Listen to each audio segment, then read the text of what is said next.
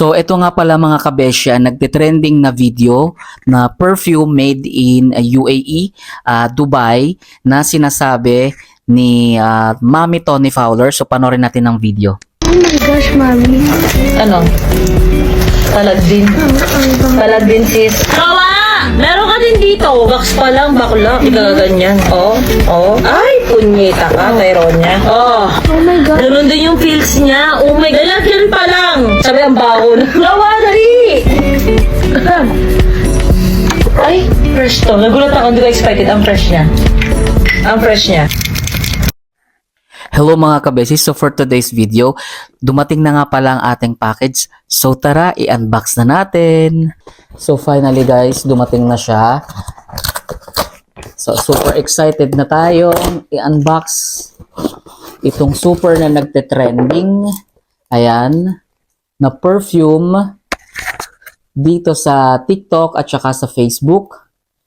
So ito nga pala ay Emirat Al Arab perfume. Ayan.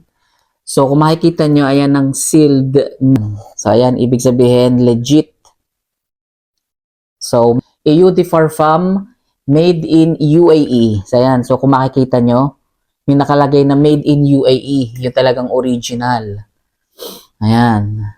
So, it's 100 ml. Ayan. So, itry na natin. Ang bango. Ayan.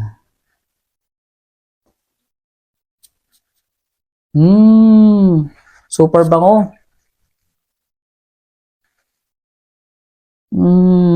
Mamma mia. Super bango talaga. So kaya pala siya talaga nagte-trending ngayon dito sa TikTok, sa Facebook, dahil talagang super legit.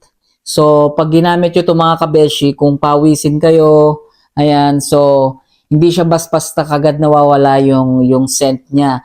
So, nagla-lasting siya ng 3 days. So, talagang legit Emirat Al Arab. Mga kabeshi, parang ang scent niya is parang may pagka-floral. Na parang kagaya sa Gucci and then Versace, parang gano'n. So, pag wala siyang sealed na sticker na ganyan, at saka dito sa side, so, ibig sabihin, hindi siya original. At saka itong nasa baba, yan, ito kalagay sa baba na made in UAE. So, ano pang hinihintay nyo mga kabeshi? Order na rin kayo ng Emirat Al Arab perfume made in Dubai kung gusto nyo mag-amoy mayaman. So, see you in my next video. Ciao!